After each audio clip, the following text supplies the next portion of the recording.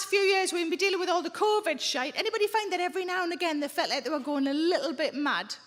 Yes. So overwhelmed is probably a better word. I'd feel a bit overwhelmed and I'd do a thing that I thought would help.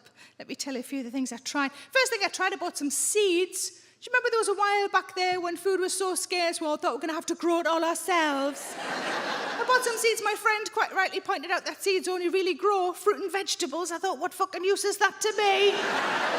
Where are the seeds for the Twixes and the toilet rolls and the microwave dinners? That's what I need. Does anybody want to hazard a guess how many seeds I actually planted? None. Thank you, none. There's a man the other day shouted out 2, which has got to be the weirdest suggestion of all. Sounds like I just tripped when I got out the car and a couple accidentally landed in the ground. Another thing I tried a bit of yoga. Does anybody do yoga? Well, they even sound quite relaxed when they're answering the question, don't they? Yes, I do yoga. I'm bendy as fuck. I tried a bit of yoga, watched a lady on YouTube. Had to turn the volume up really loud, though, because I couldn't hear what she was telling me to do over all of the clicking of my joints.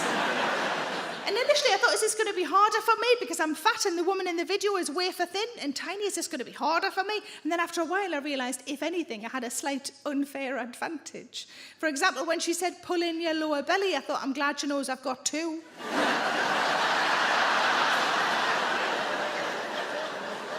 I found a way to make planking a lot easier. Do it naked, tits and belly hit the floor, a lot less to hold up.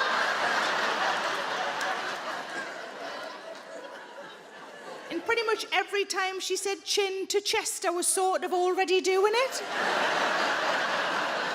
How is that a fucking exercise? That's how I read.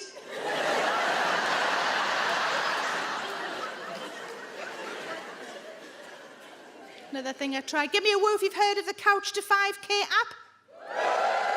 Quite a lot of you. For those of you who haven't, let me tell you what it is. It's an app to get you running, a BBC app. The idea is you start as a beginner, and by the end you should be able to run 5 kilometres. And the whole way through, you have somebody in your ear talking you through it, telling you when to run, when to walk, offering any kind of support and encouragement. And of those people, there's quite a few people you can choose from. One of them is Olympic gold medalist Michael Johnson. And another one is me. How the fuck did that happen? When I was first asked to do it a long time ago now, they were very nice to me. They said, you've got a really friendly voice. We thought you'd be great for this. That's what they said. What I think they meant was, you look like people who don't run. When I recorded it, I said, can I mix it up? Can I change it round? Can I put my own words in? They said, no, it's BBC, it's health. It's very important you just stick with what's written. All I was allowed to do is put in some well-done flowers and well-done pets. That's all I was allowed. All I really want to do on the bit where it says, and now have a snack, such as a banana. Really quietly underneath, I just wanted to go, muffin. So that you knew it was definitely me. And in case we were worried, I was safe. It's good to know that. It's good to know.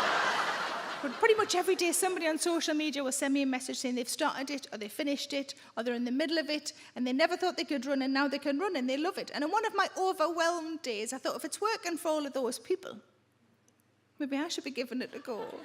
And then I thought, should I use my own voice? I couldn't work out if I'd find it inspirational or really fucking irritating. And the truth is both. Some days it would say things like, you're doing really well, I'm really proud of you. And I'd be like, I am doing really well. Thanks for being proud of me, past me, sitting on a sofa eating a fucking biscuit. Then other days it would say, well, if that went well, why don't you run a bit faster? And I would say, why don't you fuck the fuck off?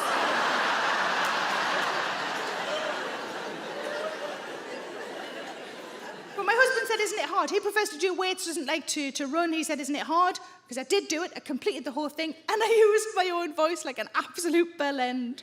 I said, of course it's hard, it's running. I said, haven't we all done loads of hard things over the last few years we never thought we'd have to do? And I came up with something that sounds like a catchphrase. I don't know where it came from, but I like it, and I'm keeping it. I said, of course it's hard, because if it was easy, it'd be biscuits. I don't know where that came from. Like I might have read it on a T-shirt. Thanks for watching. You know what would be great is if you liked and subscribed. I'm so needy, I'm so sorry. And why not come and see me live? And the tickets are available at sarahmillican.co.uk. Put the kettle on and settle in.